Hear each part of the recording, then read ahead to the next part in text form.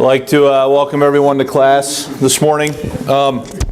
Feel somewhat guilty. I know some of you came here today expecting to have a lesson on evangelism, and I'm not going to do it today just because, and I'll explain why.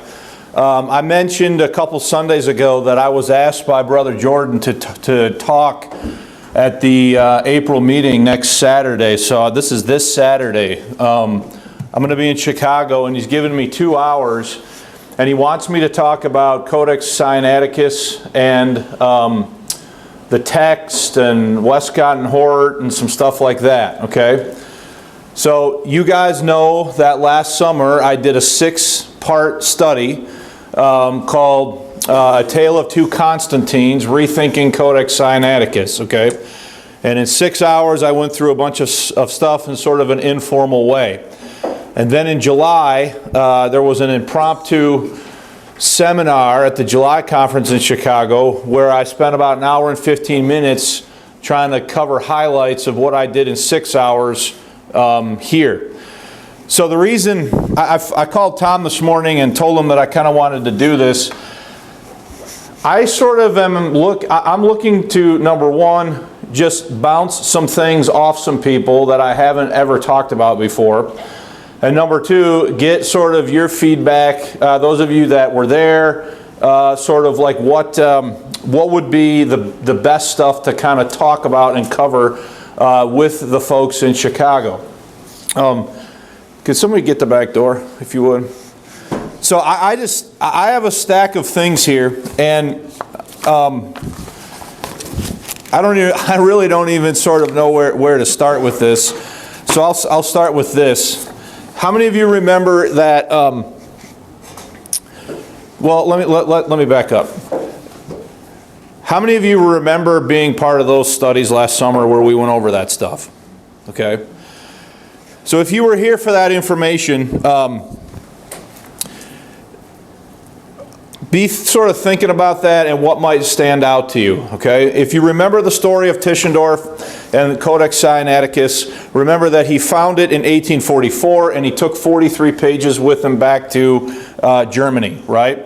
And he published them as Codex, he dedicated it as Codex Frederico Augustinus to King Frederick of Saxony, right? And then he never told anybody where he found them. He went again in 1853 and he found nothing. And then in 1859 he goes as an emissary and an official envoy of the Tsar of Russia. Now that's important because the monastery at St. Catherine's was a Russian Orthodox or a Greek Orthodox monastery. So for him to show up there in 1859 carrying official papers from the Russian government was a big deal. The two previous times he came basically as this bumbling European scholar looking for manuscripts, and when he found something, then the monks at the monastery started to sort of oppose him, right? Well, through a series of watching videos and looking at things, one of the things that I've found since then is, if you remember, that so Tischendorf claims that he found the first leaves in a basket ready to be burned. You remember the story? Okay. And that he, asked the prior of the monastery, the librarian about it and stuff like that. And remember when I taught you last summer, I said that there's good reasons to not believe his story, that he actually took those pages and stole those pages and then told his story later. There's one thing you got to understand. He does all this in the 1840s and the 1850s, and he doesn't tell anybody the story until like I think it's 1865. He writes when and where were the Gospels written, and then that book is translated into English in 1866. So it's 40 years since he found the first part of it. So there, in 1855, so this is after he got shut out the second time he went. In 1855, he publishes Fragmenta Sarca Pimplista. And what this is a collection of transcriptions from other manuscripts that he found as he was going on his journey, okay? The 8th one is called Fragmentum Codex Frederico Augustinus, and it says a fragment of Isaiah and Jeremiah. And what this is he takes in 4 pages and he transcribed the end of the book of Isaiah and the beginning of the book of Jeremiah by hand. Okay? So this page is not one of the leaves that he stole the first time. Yet he has a handwritten transcription of it. I find that bizarre. Okay? And it suggests to me the following: that he sat down with the intention of transcribing the book of Jeremiah by hand. Okay? Realized this is going to take too long. And says, forget it, I'm just going to what? I'm just going to cut it out and take it. Well, when he cut it out and took it, he accidentally missed this page. Okay, so if you go look at the Codex Frederico Augustinus, it is missing the end of Isaiah and the beginning of Jeremiah, which he is now publishing years after the fact as a handwritten transcription of what he wrote down when he was there in 1844. Well, if he was going to take the whole thing then, why bother even doing this? So this suggests to me that he originally intended to do it by hand. Eventually he's like, forget it, this is going to take too long. And he just took it. He cut it out. But when he cut it out, he accidentally missed the first page of Jeremiah. And so now here he is, over 10 years later, giving his hand transcription of it in this particular document. So that's just a factoid, but I think it demonstrates sort of where he's at. Now, let me just... Here's some of the things that I'm thinking about talking about next week. I could certainly go through the material that we went over here and share it with those men in Chicago, and that would probably be a fine thing to do. There'd be nothing wrong with that. My issue with that, though, is why should I do that again when I've already done it and they can have access to it through material that is already available on the church's website? I sort of feel like if I'm going to go there, I need to cast this whole thing in sort of a bigger overall picture, a bigger light of why all this matters, kind of a concept, okay? So does anybody have any feedback on that general thought? And I know, I'm sorry if you came here and you're like, oh, this isn't what he came here for, okay? But it will get a little bit more interesting, I think, as we get through this. But my first thought is it would be somewhat redundant to go there and do what I've already done here that somebody can already watch. That what I need to do when I go there is take that information, cover some of that information, but do it within a bigger flow of a context, driving at trying to understand how what was going on that led to that being such a significant discovery. Okay, so anybody have any feedback on that, Tom? Yep, I think that's a good way to go on what you can probably do, and probably what you're already thinking of doing is as you get to little tantalizing bits that support your broader view of whatever this big picture is, you give them just a piece of it, say for more details or all the details on this, see the church's website, see this document, etc., and move on. You know, all just doing what you need to do to prove your point. Okay. Anybody else? Bud? The Revised Standard Version, isn't that a result of Codex Sinaiticus? The revised this is the Westcott and Hort text that you gave me last summer. Okay. Yeah. So this is an 1882 first printing of the Westcott and Hort text in America. Okay. Bud gave me this last summer. This has a whole front material and preface in here written by Philip Schaff, who knew Westcott and Hort, knew Tischendorf, knew these guys personally, okay? He wrote the front material, the introduction to the Greek New Testament that was put out by Westcott and Hort in 1881. Now, what's interesting about that, well, let me back up. Did anybody have any follow-up on what Tom was saying? So everybody get your Bible quick and go to Mark 16.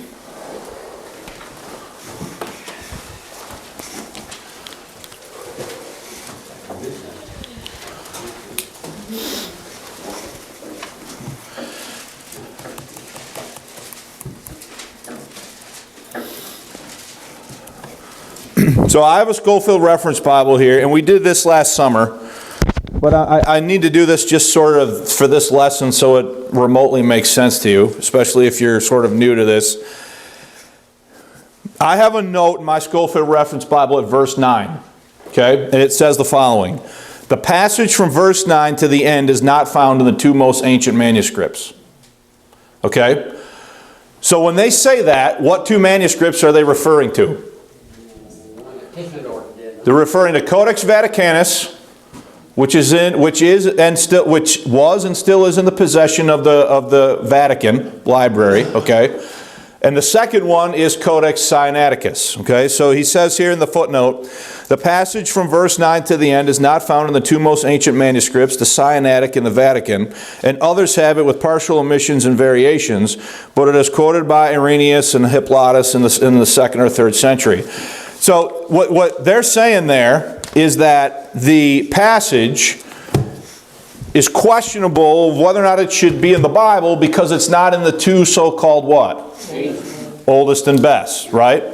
So the first, I told you this last summer, but the first known existence of Codex Vaticanus is in 1475 when it is entered into the Vatican Library Index.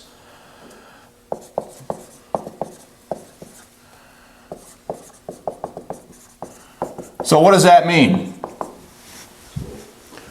That means there is no historical record of that existing until what year? 1475. Okay? In 1521, Erasmus writes to his friend Bombasius and asks him to check that codex for 1 John 5:7. Right? So everybody turn to 1 John 5:7. The Joachim comma, it's a famous passage. If people have a modern version, the passage is not in it at all. And it's a statement on the Trinity. Okay? 1 John 5:7. Verse 6 says, this is who came by water and blood, even Jesus Christ, not by water only, but by water and blood. And it is the Spirit that beareth witness, because the Spirit is truth. For there are three that bear record in heaven, the Father, the Word, and the Holy Ghost, and these three are one. So the verse that is missing, so Erasmus in 1521, he writes to his friend Bombasius to check Codex Vaticanus to see if 1 John 5:7 is in it. And guess what? It's not. Okay?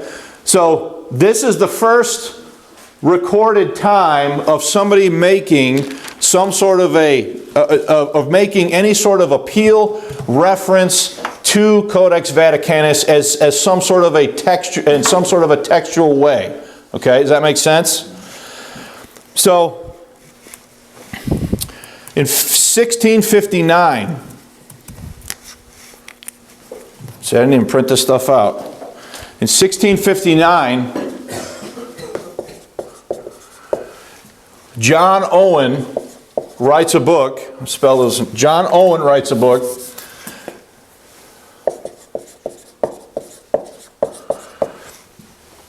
On the integrity and purity of the Hebrew text, and he mentions Codex Vaticanus. He mentions Erasmus, and he mentions the fact that 1 John 5:7 is not in that codex. Okay?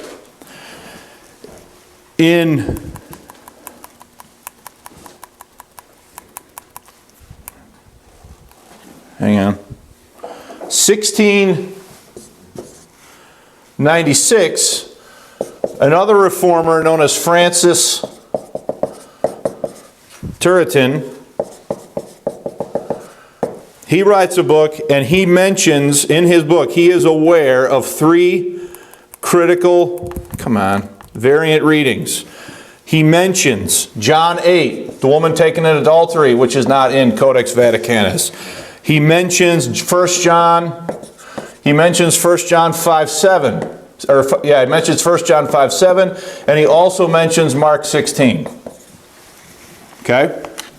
Now the reason I'm saying that to you is this. To me, and this is, so I'm talking through this with you, okay? These demonstrate that were people aware of some of the principal variant readings in Codex Vaticanus even before the year 1700, okay? And these reformers here, John Owen and Turin and others, do they accept Codex Vaticanus as a legitimate witness? They do not. They do not accept it as a legitimate witness, and they view it as a corrupt witness to the veracity of the New Testament text, right? Erasmus says that it was a Greek text that had been fixed based upon Latin later. Okay, so, and he says that this has something to do with the Council of Florence, and I think it was 1453. Okay, so Erasmus says that Codex Vaticanus was a Greek text that was fixed up based upon the Latin Vulgate somewhere around the Council of Florence in 1453. Okay, now that's interesting because when is the first recorded known existence of it? In 1475. Okay, so for years, Protestants knew about its existence, they knew about some of its principal variant readings, but did they accept it as a legitimate witness? They did not. Okay, in fact, through most of this time, the Catholic Church, so just wrap your mind around this. The Catholic Church has this thing in their possession. Are they just willy-nilly letting Protestants come down to look at it? No, they're not, right? Even when Tischendorf shows up in 1843 and others, they are obstructing them. They kind of let them see it, but not really, and they're sort of bothering him. When Tregellus goes in the 1850s, he reports that every time he lingered that they searched them for writing implements and paper and stuff before they let him in to see it, and that if he lingered too long on any passage, they would engage him in conversation to distract him from looking at any one thing too long. Okay? Now, the official position of the Roman Catholic Church since the Council of Trent has been that the Latin Vulgate translation is the inspired and infallible Word of God. Okay? So the Latin Vulgate plus their tradition, that's basically the Roman Catholic position. Now, the Reformers obviously did not accept that. They did not accept the Latin Vulgate, and they were using the Textus Receptus as their base text. The Textus Receptus had John 8 in it. It had 1 John 5:7 eventually in it, and it had Mark 16 in it. So they accepted all these passages as legitimate, should be in the Bible, versus Vaticanus, which they knew at least by the year 1700 that it didn't have those passages in them. Is everybody with me so far? So, something happened. I don't know what, and this is where I need your help, because I do not want to speculate some sort of crazy conspiracy theory, okay? But the Catholic Church, I think, saw an opportunity to impact the Protestant view of the Bible by floating out their codex. Okay? So, do they have a codex that is reportedly very old, that eventually Protestants become interested in? Okay? So, just a couple things here.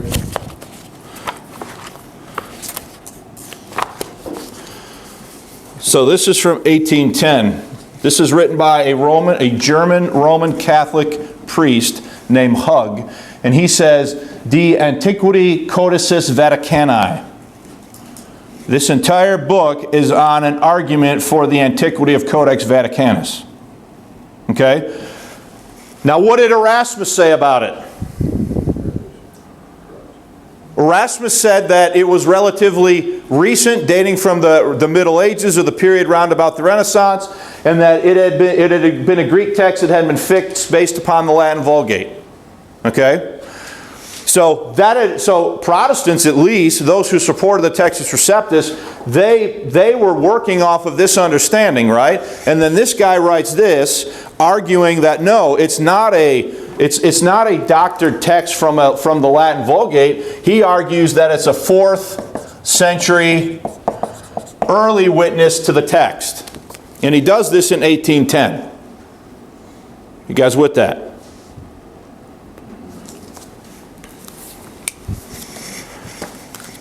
So, I know you're all bored, so I'm sorry. I like it. Where did you come up with that? 4th century? What? Where did you come up with it? He came up with it based solely on what is called paleography. The writing, the handwriting, the features, the different aspects of the Codex said that it was he makes the argument that it is a 4th century Codex. It has never been tested. The parchment, the ink, the dye, everything that is in it has never been forensically tested to corroborate whether or not it is as old as they say it is. Okay? So, are there tests that could be done to determine how old it actually is? Okay? But understand, there's one opinion about it, then the opinion is going to start to what? It's going to start to change. Okay? So instead of Erasmus being correct that it was a 1453, that it was a recension from, so in other words, there was a Greek text, and what they did is they took the Vulgate and they changed the Greek text so that it would match the Vulgate. Okay? That's what Erasmus said. Now, this guy Hug in 1810, he comes on the scene and he says that it's what? He says that it's an ancient 4th century codex written at some point in the 300s AD. Now, if that's true, would that be the oldest known single manuscript at that time in 1810 to exist? Is everybody with that? Okay?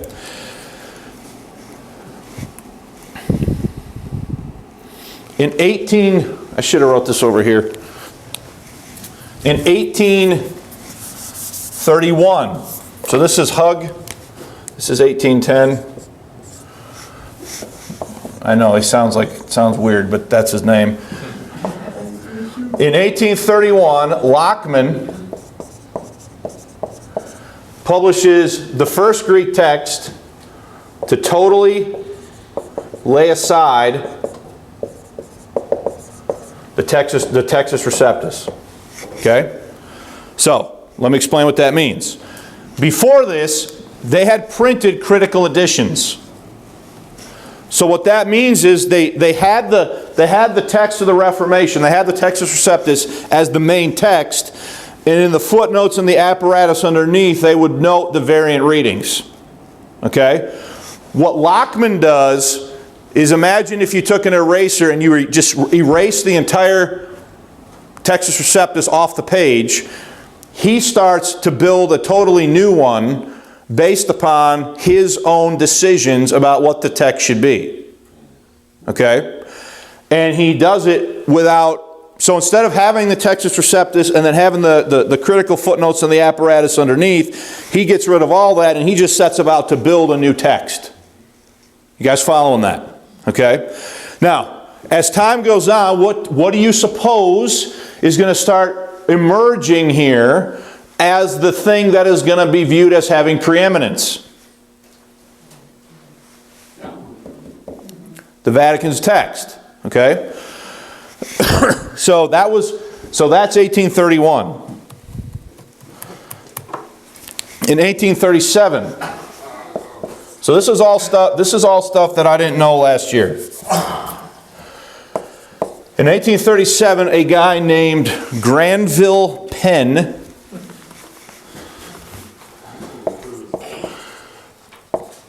is going to publish a book called Annotations. Tom, this is what I printed out at the meeting. He's going to print out annotations of the book of the New Covenant. That's what he called it, okay? So I had a thrilling afternoon of reading yesterday after the board meeting. So that's this one right here, okay? Now notice right there on the title page, whose name do you see? Hugs. Hugs. Who's Hug? He's the guy in 1810 who first said what? 4th century. That it's a 1st century codex. Now, there might have been somebody before him. There could be, and I just haven't found it yet. But I can say definitively that right here, he is saying something totally different than what Erasmus had what? Said before. Okay? So let me just read some selected passage to you from Mr. Penn. First, this is page 16. He says, "Nevertheless, it is an undeniable fact that the minute insight which we have at length gained into the state of the Greek text is of a date long posterior to the latest authorized revision of our version." What is he saying? I'll tell you what he's saying. He's saying, well, the King James, when the King James was translated, we didn't have all this other information. And this other older information now we need to have a new what? Translation. Now we need to have a new translation. And the text, the Greek text that the King James was based on, it is now outdated and antiquated because we now have more what? More information. But pay attention. Did Erasmus know about Vaticanus early on? Yeah. He did. Okay? So then he says, he's talking about Beza and the different editions of the Receptus, and he says that we have at length acquired a thorough knowledge of the actual state of the original text. So he is taking the position now that it is not our job to understand what God has preserved. It's our job to reconstruct what? The original text. Okay? Now, I want to find it to you. So listen to what he says here. He says, it is reading no service, therefore, to Scripture or truth, to strain to maintain a reading merely because it is a received reading. So he's saying, we don't want to just accept those things because they're quote-unquote received. We need to accept readings based upon their what? Their antiquity. He goes on, it is no less delusion to endeavor to maintain reading by alleging mere number of manuscripts. Remember what we studied about preservation. The Scriptures teach that the Word of God is going to be what? Copied and copied and copied and distributed, right? So here he's saying in print that it is not enough to just look at how many witnesses there are. You need to find the oldest what? The oldest manuscript, the oldest witness, okay? And then eventually he's going to come right out and say, which one do you suppose he thinks is the oldest one? Which one? Codex Vaticanus. So he is going to suggest in 1837 for a complete redo, and even in this book, if I printed the whole thing, offers what he thinks it should be. Based upon Codex Vaticanus, even though he on certain pages admits that no one has ever actually saw it. They're just relying on collations. You guys following this? Okay. And I gotta find the page because it's I marked it. Here it is. Here's the statement I want to read to you.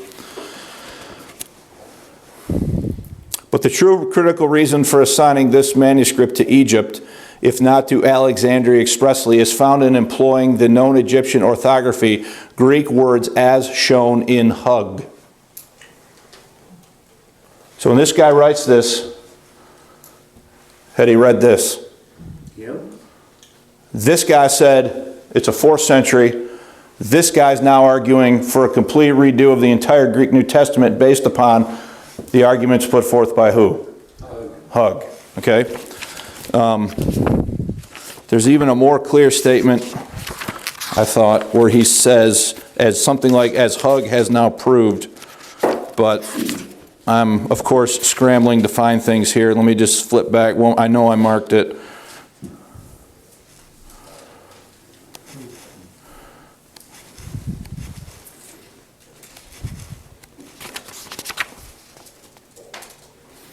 I can't find it off the top of my head right now. But here it is. Hug, in his treatise on the antiquity of the Vatican manuscript, has proved that it was written before the middle of the 4th century. So he read who? Hug. Said Hug proved that it was written before the middle of the 4th century. He has now accepted the premise that it is the oldest witness and is now advocating for a complete redo based upon what? Based upon Codex Vaticanus. Okay? Now, what year is it though? What hasn't happened yet? 1838. Well, think about it. What happened in 1844? What happened in 1844? Sinaiticus. So if Tischendorf never found anything, let's say for the hypothetical sake of discussion that Tischendorf never found anything, then these guys were fixing to go about totally redoing the Greek New Testament based upon one witness that they had never actually seen. Okay? And the first facsimile of Codex Vaticanus was not even made available until 1857. 20 years after this guy is arguing for it. Okay? So all they had were different collations of it. They never actually what? Saw it. Okay? I know, does anybody have any questions? Sylvia, you're bored, aren't you? Westcott, Hort, and So thanks for reminding me about them. So,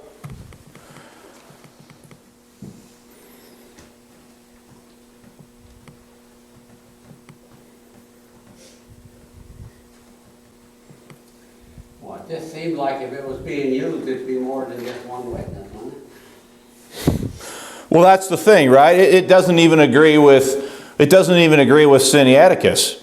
There's like thousands of disagreements of what the reading should be in the Gospels alone, as put forth by Dean Bergen when he collated the two of them. So this is now 1851. Okay? In a letter to the Reverend John Ellerton, dated December 29 and 30, 1851, Hort calls the Textus Receptus villainous. He says, quote, "I had no idea the last few weeks of the importance of texts, having read so little Greek Testament, and dragged on with the villainous Textus Receptus. In Tischendorf I find a great acquisition, above all because he gives the various readings at the bottom of his page, and his prolemma is invaluable. Think of the vile Textus Receptus leaning entirely on late manuscripts. It is a blessing that there are such early ones." What's Hort saying? He's saying that the text of the Reformation was what? Silly. It was good for its time, but now that we have older what? Manuscripts, we should no longer go with that. I'm going to go find another letter from Hort, where he flat out, okay, here it is. This is dated April 1853. In a letter to Reverend John Ellerton dated April 19, 1853, Hort announces his plan with Westcott to edit a Greek New Testament based upon material provided by Lockman. The first guy to do what? Lay aside the Textus Receptus, okay? Material provided by Lockman and Tischendorf. This is what he said, quote, "He," referring to Westcott, "and I are going to edit a Greek text of the New Testament some 2 or 3 years hence." It took him like 20 years, okay? "If possible, Lockman and Tischendorf will supply rich materials, but not nearly enough. We hope to do a good deal with the Oriental versions and so forth," okay? And then he says, "with a portable Greek text which shall not be disfigured by Byzantine corruptions." That's Hort. That's Hort in 1853. Okay? So are they buying all of this? They're buying all of this. They're buying all this all this thoughts. There's a letter in here dated,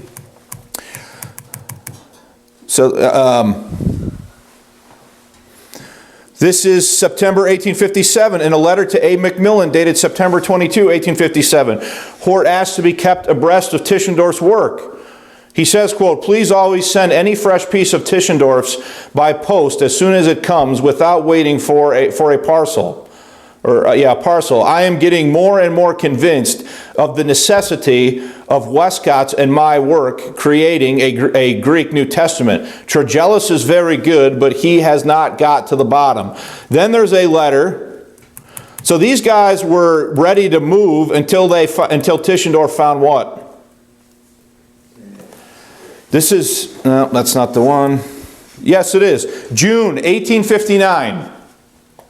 Tischendorf found the bulk of the Codex in February 1859.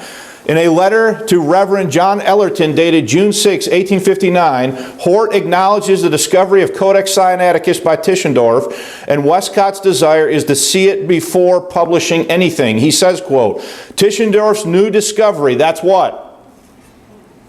That Sinaiticus, "may delay our New Testament greatly, as Westcott wishes not I to wait for it, but there can be little doubt of its importance." So you need to understand something. Until Tischendorf finds that, they really only have what? They really only have one thing to go on. Which one is it? It's the Vatican's manuscript. Do you think that if they had, this is my speculation where I want your feedback, if they had only Vaticanus, how many Protestants do you think would have been in favor of completely redoing the text based upon a Vatican witness alone? Bud? I think, I hate to say it, but Hug may have had a pretty good case, though. He was comparing the Egyptian Alexandria, the library there, well known, and seeing the Egyptian influence in the Greek text. That's a pretty good case. So I'm glad you brought that up. So this is the New Testament in the original Greek by Westcott and Hort. Okay?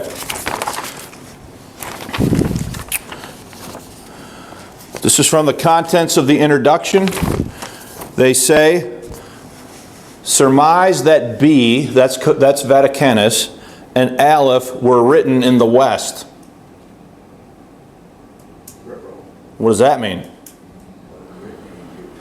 So here are the two guys. They're saying that thing is not Alexandrian. They're saying it was written where?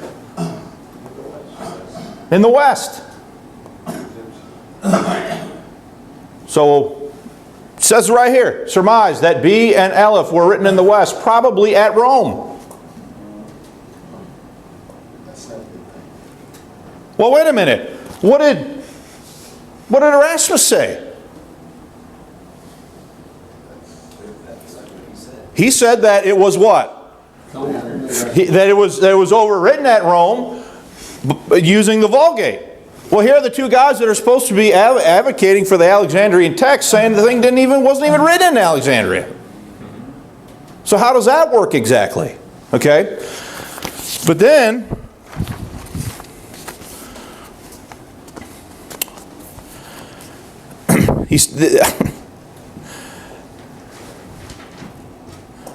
so this is page 265. On the other hand, some Western or Latin influence is very clearly marked in the unusual or occasional spelling of some proper names. And guess how the proper names are spelled? They are spelled based upon Latin spellings. So Westcott and Hort are admitting that in Codex Vaticanus there are Latin spellings of proper names.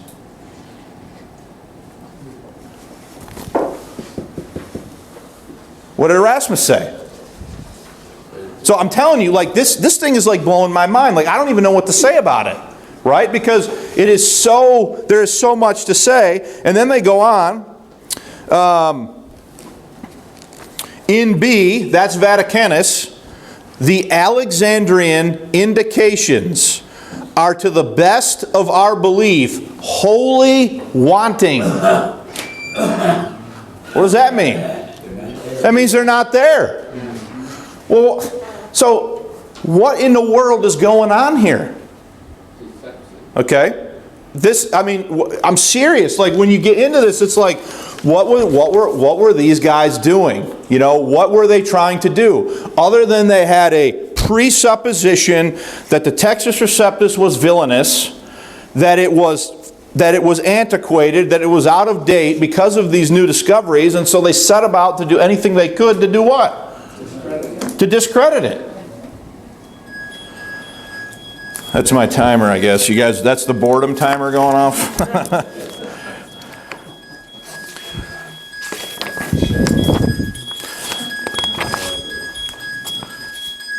This is the introduction to... I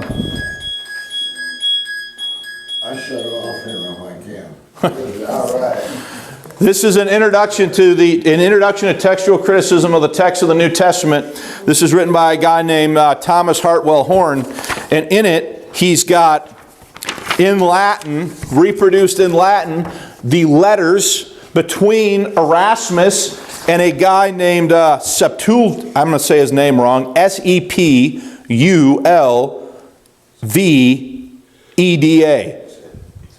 Sepulveda. And in this, he mentions the fact that he's aware of 365 places where Codex Vaticanus differs from the received text.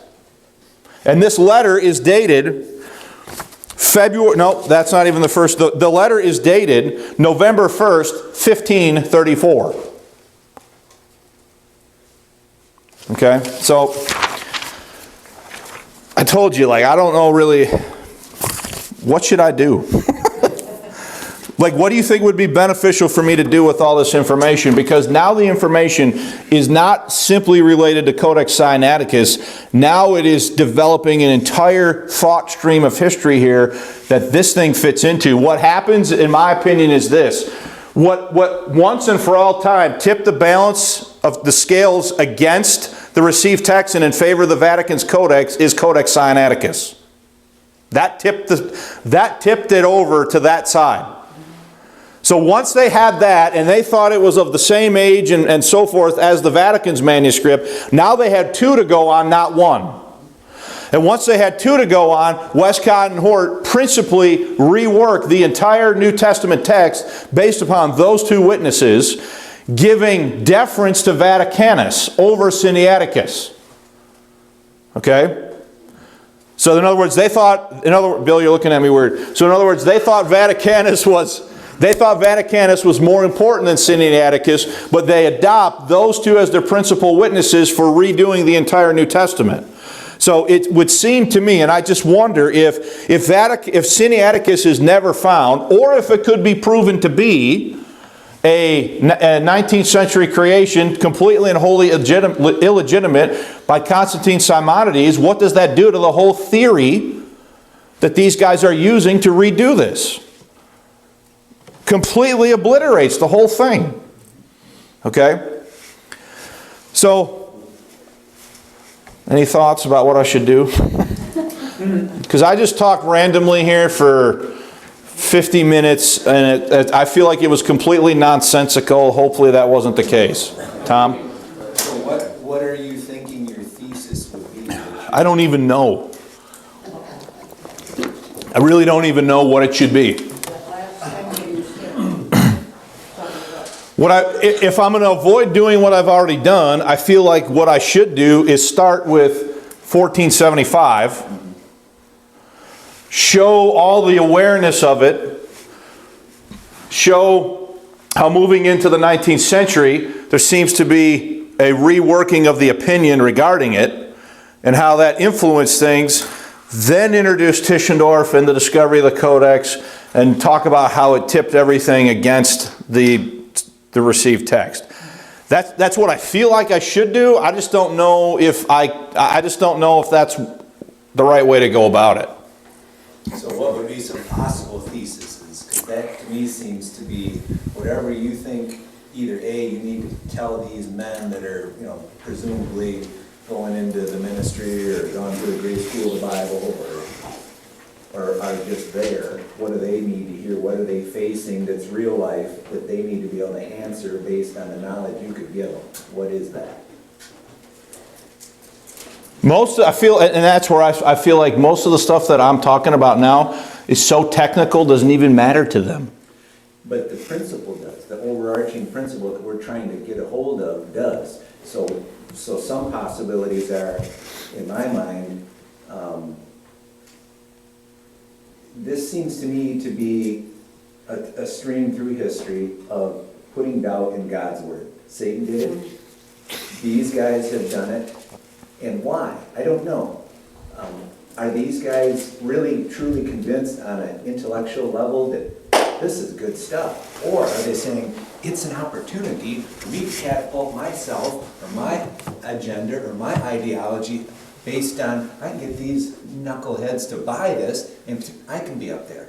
And then I go to even present day. What's the Pope doing now?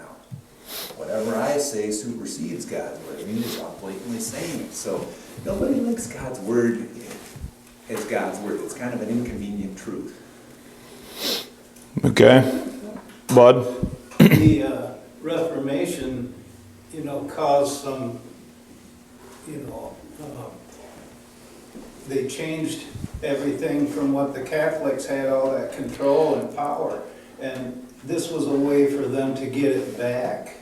So, Spread it. the one thing I didn't mention was, remember at the Bible conference I covered the quotes from Richard Simon, where Richard Simon says, because there are variant readings in the text, and the first originals are lost, you therefore need the church tradition.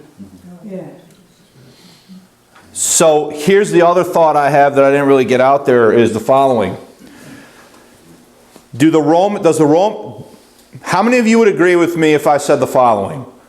Rome always knew the temperature of the water within Protestantism. That they always were aware of what was happening within Protestant thought, because they're their main opponents. How many of you think that's a reasonable assumption? Okay. So would it be reasonable then and then the Catholics deposit into the thought stream in the 1680s, I didn't write it up there, this idea that the first originals were lost, and therefore you need the church tradition.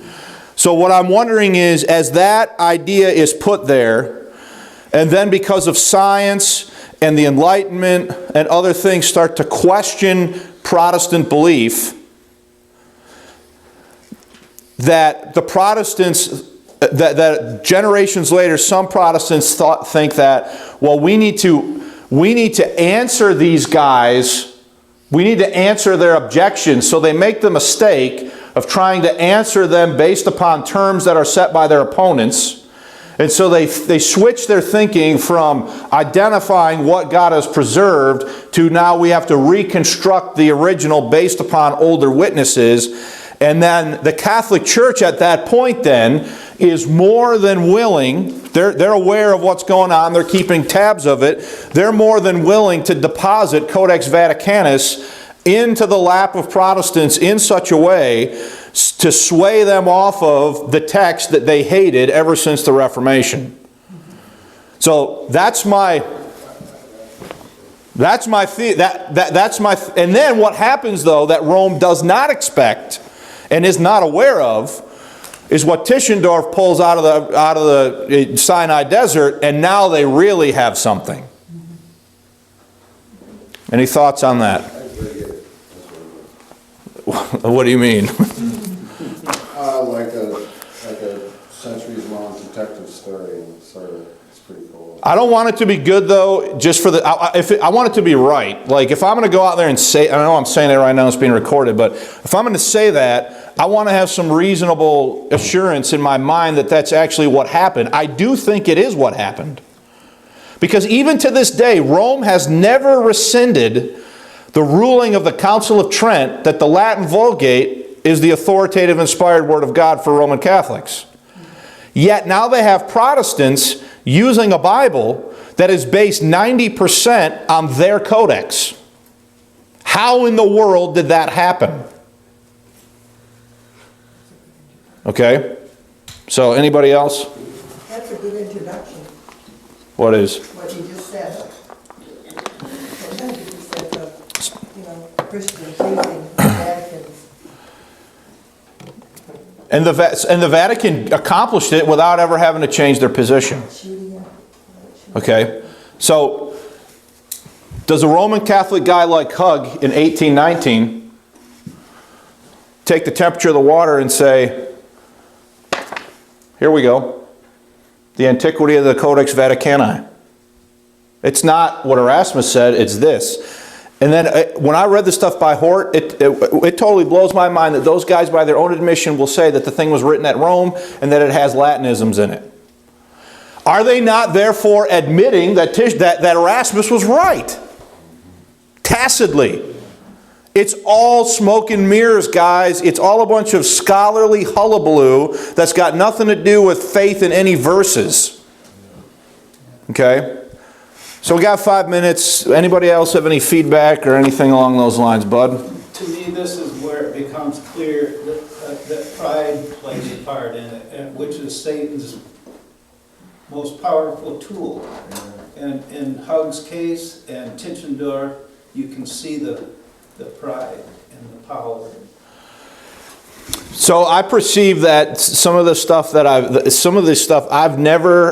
have never heard anyone talk about some of this stuff, and so I don't really necessarily have any benchmark to go off of as far as where to start. So I feel like I'm like at the ground level of something that I'm seeing, and that's partly a dangerous place for me to be because I feel like if I go out in the wrong way, it might not be a good thing. And so I do have some anxiety over what to do with this talk. But I do think that part of me thinks that the real story here, yeah, there's a total story about the Codex. I gotta say one more thing. I totally forgot about this.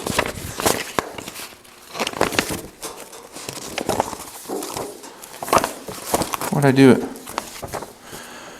You remember we were talking last summer about Donaldson, who wrote 2 pieces pointing out that the Greek in the Simonides Hermes was the same as the Greek in the Sinaitic Hermes? Remember that? Okay? And how if you were going to say that they were inextricably linked because they were essentially exactly the same Greek. Remember we went over that? Okay? This is from 1866. Whose name's on that, Dave? Brooke Foss Westcott. Westcott. 1866, 2 years after Donaldson's first book in 1864, noting the connection between the Hermes Greek of Simonides and the Hermes Greek in Codex Sinaiticus. He says the following in a footnote on page 174. This is Westcott. He says, I have given the Greek text of the quotations from the Shepherd. The discovery of Codex Sinaiticus has placed the substantial authenticity of Simonides' copy beyond all reasonable doubt. That's Westcott admitting that the Simonides Greek for Hermes is ancient. Why? Because it had to be, because we all know Codex what? Sinaiticus is ancient. Okay? But then notice what he says. Mr. Donaldson's. Who's he referring to? Mr. Donaldson's arguments, page 309, prove too much for Codex Sinaiticus dates from a period within the first 5 centuries of the Christian era. Had Westcott read Donaldson's objections, he knew that Donaldson was right and says, if I say, well, they prove too much. So he says Donaldson proves too much, but then he ignores what Donaldson actually said. Okay? So by the time you get to these guys working on this, it's just mind-boggling to me that they tacitly admit, number one, that Donaldson was right, which shows they read Donaldson. If Westcott read it, you suppose Hort knew about it. Okay? Not only that, then you have them admitting that it was probably, that Codex Vaticanus was probably written at Rome, that it has Latinized spellings in it, and that it might not even be Alexandrian. It's all too much for me, man. I'm like, I don't even know where to start. So I appreciate you forbearing with me. I'm sorry that I didn't do what you thought I was going to do, and hopefully you're not too annoyed with me. Does anybody else have any other suggestions about how to maybe go after this next week?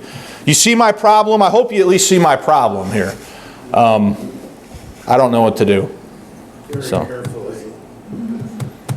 anybody else?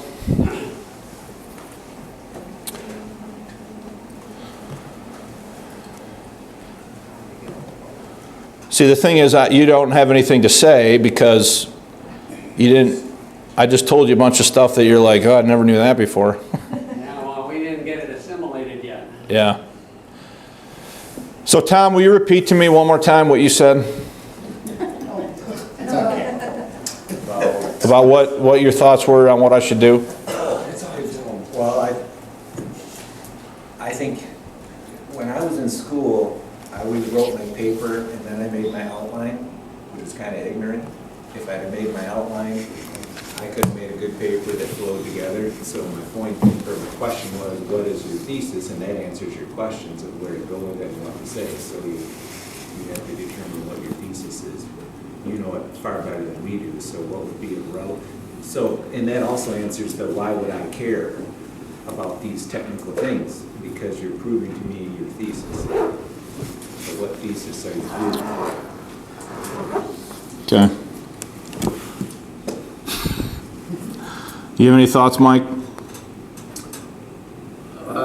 Weren't there some early second century translations that actually predate Vaticanus that contain, for example, the Mark 16 verses? Yeah, there's patristic quotations, lectionaries, other witnesses that contain I think that's important. some of the, and that's all part of the Textus Receptus position, that look, you're not just looking at Greek manuscripts here, you're also looking at other witnesses. Yeah, you And can't ignore those. I saw a statistic somewhere here this week that just blew my mind, that 100% of all the lectionary readings that are available, you know what a lectionary was? A lectionary was like a book that had been used in the service that had passages in it and other things, okay?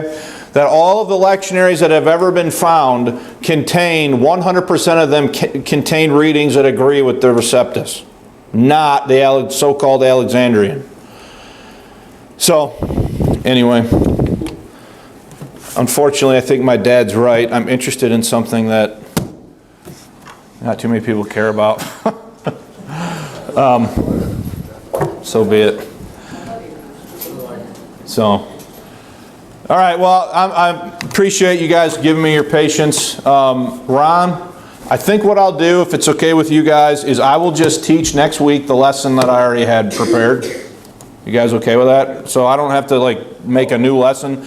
So I just decided I was going to do this morning because I found, like literally I found, I have to stop research mode and get into like lesson writing mode. Because if I don't, I'm not going to have a lesson. I'm just going to have a stack of stuff. Okay, so, all right, thanks.